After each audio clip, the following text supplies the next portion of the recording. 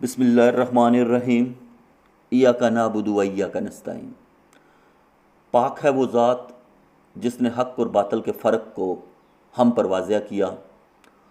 اور حق اور باطل کو حضرت انسان کے لیے بطور آزمائش ٹھہرایا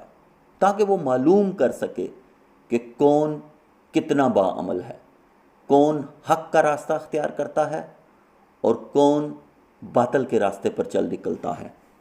میرے عزیز ہم وطنوں، ایک مسلمان کے لیے فرض ہے کہ وہ اپنے بھائی کے لیے وہی چیز پسند کرے جو کہ وہ اپنے لیے کرتا ہے، اور اگر وہ کچھ جانتا ہے تو ضروری ہے کہ وہ اپنے مسلمان بھائی کو بھی بتائے۔ تو میں آپ کو یہ بتانا چاہتا ہوں کہ انسان کبھی بھی غربت یا تنگ دستی کی وجہ سے نہیں مارا جاتا، بلکہ انسان ہمیشہ اپنے گناہوں کے سبب مارا جاتا ہے۔ اسے اس کے اعمال کی سزا ملتی ہے، جیسا وہ عمل کرتا ہے ویسی ہی اس کو سزا بھی دی جاتی ہے۔ سورۃ الانعام کی آیت نمبر 7 میں اللہ تعالیٰ یہی فرماتا ہے کہ ہم نے تم سے پہلے بہت سی امتوں کو پیدا کیا جو اس دنیا میں بہت زیادہ خوشحال تھیں، اور یقیناً اگر ہم دنیا کی تاریخ دیکھیں تو معلوم ہوتا ہے کہ ایسی امتیں تھیں جو اپنے وقت کی بہت خوشحال اور طاقتور اور ترقی یافتہ قومیں تھیں،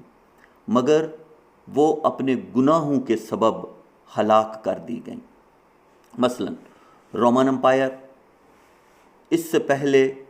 پرشین امپائر جو کہ بہت امیر اور بڑی وسیع امپائر تھی،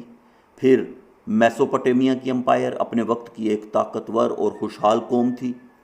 پھر اس کے بعد چائنیز دیکھ لیں، وہ بڑے خوشحال اور ترقی یافتہ لوگ تھے۔ ہمارے اپنی سندھ کی تہذیب منجو دڑو جو کہ ہماری تاریخ ہے اور یہ بھی ہمیں بتاتی ہے کہ ہم بھی اپنے وقت کے بڑے ترقی یافتہ اور خوشحال لوگ تھے۔ اس کے بعد آپ پرشین امپائر کو دیکھ لیں، ایجپشین امپائر کو دیکھ لیں جو کہ بہت بڑے طاقتور تھے اور وہ اپنے وقت کے فرعون بادشاہ کہلاتے تھے۔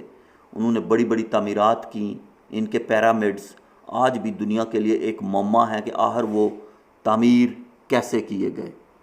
اور اس کے ساتھ ساتھ رومن امپائر کی تعمیرات آج بھی اگر آپ دیکھیں تو عقل دنگ رہ جاتی ہے۔ انہوں نے آرکس بنائے ہیں، وہاں کے کلوزیم دیکھیں، اس وقت کے ٹیمپلز دیکھیں، سکلپچرز دیکھیں، یہ سب عمارتیں ہیں، یہ سب پل ہیں۔ وہ لوگ، وہ قومیں، ان کی طاقت، ان کا رتبہ، ان کا مرتبہ سب ختم ہو گیا کیونکہ ان کا نظام ظلم پر قائم تھا۔ انہوں نے ظلم کیا، وہ ظالم تھے، انسان کو انسان نہیں سمجھتے تھے، انسان کو برابری کا درجہ نہیں دیتے تھے،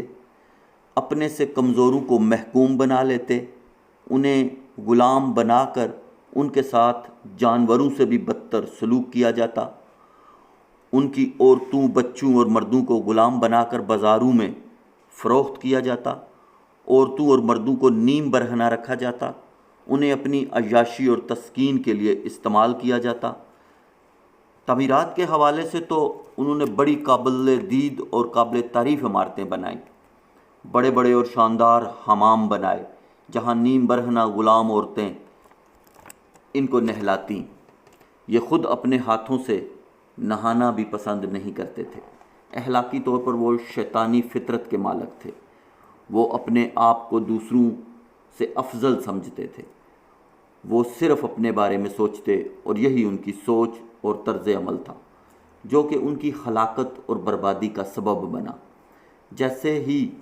اسلام کا سورج طلوع ہوا تو وہی محکوم، مقروض اور امی کہلائے جانے والے عرب بدو دنیا کی سپر پاور بن کر ابھرے، کیونکہ نبی اکرم صلی اللہ علیہ وسلم نے ان کے درمیان برابری اور بھائی چارے کا رشتہ قائم کر دیا اور انسان کو انسان کے درجے پر لے آئے، اور وہ قومیں ختم ہو گئیں۔ اس لیے نہیں کہ وہ کوئی غریب تھی، بلکہ وہ تو بہت زیادہ امیر تھیں، مگر وہ گناہوں میں مبتلا تھیں، نا انصافیوں میں مبتلا تھیں، اس لیے وہ قومیں ختم ہو گئیں اور غرق ہو گئیں۔ اور یہ ان لوگوں کی نا انصافیوں کی سزا تھی کہ اللہ تعالیٰ نے پھر ایک چیز کو مکمل کر دیا، قرآن کی صورت میں ہمیں ایک اصولوں کی کتاب دے دی کہ اگر یہ اصول آپ لوگ اپنی زندگیوں میں اپنا لوگے تو آپ لوگ زندگی میں کبھی بھی زوال کا شکار نہیں ہو سکتے، اور آپ دنیا کی بہترین امت بنا دیے جاؤ گے، اور امیر ترین امت اور لوگ بنا دیے جاؤ گے۔ کیونکہ ہم ان چیزوں سے انحراف کر جاتے ہیں، ان چیزوں سے ہٹ جاتے ہیں، تو اس انحراف اور ان اصولوں سے ہٹ جانے کی وجہ سے ہم تباہ بھی ہو جاتے ہیں۔ وگرنہ وہ تو بہت مہربان ہے، اس نے انسان کو عقل دی اور انسانوں کے لیے اسباب پیدا کیے تاکہ وہ اپنی عقل کا استعمال کرے، اور جنہوں نے اپنی عقل کا استعمال کیا تو انہوں نے ہر دور میں حیران کن کام کیے۔ عقل سے کام لینے والی قوموں نے سمندروں میں گھر بنائے، جیسے اٹلی کا شہر وینس جو کہ ایک معجزے سے کم نہیں۔ لوگ ایک گلی سے دوسری گلی میں کشتی پر سوار ہو کر جاتے ہیں۔ یہ 5ویں صدی کے لوگ تھے۔ یہ اس وقت میں اتنے ترقی یافتہ تھے کہ ہم آج 2022 میں بھی اتنے ترقی یافتہ نہیں، مگر وہ ترقی یافتہ قومیں بھی ہلاک ہو گئیں، اور ان کی ہلاکت کی وجہ بھی ناانصافی تھی۔ اور مزے کی بات یہ ہے کہ وہ اپنے لوگوں کے ساتھ ناانصافی نہیں کرتے تھے بلکہ دوسروں کے ساتھ ناانصافی کرتے تھے، اور پھر بھی ہلاک ہو گئے۔ اور جو اپنوں کے ساتھ ناانصافی کرتے ہیں تو ان کی تو عمر ہی بہت تھوڑی سی ہوتی ہے۔ تو یاد رکھنا کہ انسان اس وجہ سے ہلاک نہیں ہوتا کہ مہنگائی بہت زیادہ تھی اور کھانے کے لیے کچھ نہیں تھا یا روٹی نہیں تھی، نہیں، بلکہ تمہاری روٹی کا انتظام پہلے سے کر دیا گیا ہے، پھر تمہیں اس دنیا میں بھیجا گیا ہے۔ اس لیے روٹی کے لیے فکر مند مت ہونا، اس کے لیے فکر مند ہونا چھوڑ دو۔ جو رزق تمہارے نصیب میں لکھ دیا گیا ہے وہ تم کھا کر جاؤ گے اس دنیا سے،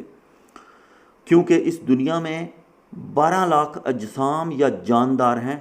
جو ہم آج جانتے ہیں، اور آگے جو ان کی کمیونٹی ہے، جو ان کی فیملیز ہیں، یہ اگر سب کو ملایا جائے تو یہ تعداد کروڑوں میں بنتی ہے، اور یہ کروڑوں جاندار ہر روز کھانا کھا کر سوتے ہیں، جس کی ایک مثال فار ایگزامپل بلو ویل ہے، جو کہ 110 فیٹ تک لمبی، یعنی کہ 34 میٹر تک لمبی، اور 190 ٹن تک وزنی ہو سکتی ہے، جو کہ 3 بڑی سکول بسز کو اگر کھڑا کیا جائے تو اتنی بڑی وہ ویل مچھلی بنتی ہے، اور وہ بھی ہر روز کھانا کھاتی ہے اور کھا کر سوتی ہے۔ اگر ایک ہپو جو کہ دریائی گھوڑا ہے، آپ اس کو دیکھیں تو وہ ایک رات کا کھانا 40 کلو چارہ کھا کر سوتا ہے۔ اسی طرح باقی جانور بھی ہیں، سب کھا کر سوتے ہیں، شیر، ہاتھی، چیتے، جنگلی گائیں، بھینسیں، پرندے سب کھا کر سوتے ہیں۔ بھوک سے کوئی بھی نہیں مرتا، بلکہ یہ انسان ہے جو زیادہ کھانے سے مرتا ہے، جسے زیادہ ہوس ہوتی ہے۔ بہرحال اس لیے جو چیز ضروری ہے، جو ہمیں زندگی میں بقا بخش سکتی ہے، عزت بخش سکتی ہے، ہمارے مقام کو اونچا کر سکتی ہے، وہ اصول ہیں۔ اگر ہم ان اصولوں کو اپنا لیں تو ہم دنیا میں کامیاب ہو جائیں گے، اور اگر ہم ان اصولوں سے انحراف کریں گے تو ہم یقیناً فنا ہو جائیں گے اور ہماری جگہ اور اونتے آ جائیں گی، لیکن ہمیں ہمارے گناہوں کی سزا ضرور ملے گی۔ یہ سزا نہ صرف ہمیں ملے گی بلکہ ہماری آنے والی نسلوں کو بھی ملے گی۔ تو اس لیے بینگا پاکستانی، بینگا مسلم، ہم پر فرض ہے کہ ہم ان اصولوں کو اپنی زندگی میں اپنائیں اور اپنی زندگی اصولوں کے مطابق گزاریں، اور یہی ہماری آزمائش بھی ہے کہ ہم میں سے کون زیادہ باعمل ہے اور کون زیادہ با کردار ہے، اور کون انصاف پر قائم رہتا ہے، اور کون برابری قائم کرتا ہے، اور کون مل بانٹ کر کھاتا ہے، کون خدا کی بڑائی کو قائم کرتا ہے اور انسان کو انسان سمجھتا ہے اور برابری کا درجہ دیتا ہے، اور ایک دوسرے کی مدد کرتا ہے اور ایک دوسرے کو مضبوط کرتا ہے، معاشرے کے اندر بیلنس قائم کرتا ہے۔ یہ کائنات بیلنس پر چل رہی ہے۔ جتنا زیادہ آپ بیلنس کی طرف جاؤ گے اتنا زیادہ آپ دنیا میں ترقی بھی کرتے جاؤ گے، زیادہ خوشحال ہوگے، زیادہ عزت پاؤ گے، زیادہ مضبوط ہوگے، اور جتنا آپ بیلنس سے دور ہوتے جاؤ گے اتنا زیادہ آپ زوال کی طرف جاتے جاؤ گے۔ اور آج اپنے ملکی حالات کو دیکھتے ہوئے ہمیں پتہ چل جانا چاہیے کہ ہم کس طرف جا رہے ہیں، اور یقیناً ہم زوال کی طرف جا رہے ہیں، کیونکہ ہم نے اپنے معاشرے کے بیلنس کو، اس کے توازن کو خراب کر دیا ہے۔ اور اگر ہم اس توازن کو ٹھیک نہیں کرتے تو ہم فنا ہو جائیں گے، کیونکہ قومیں کبھی غربت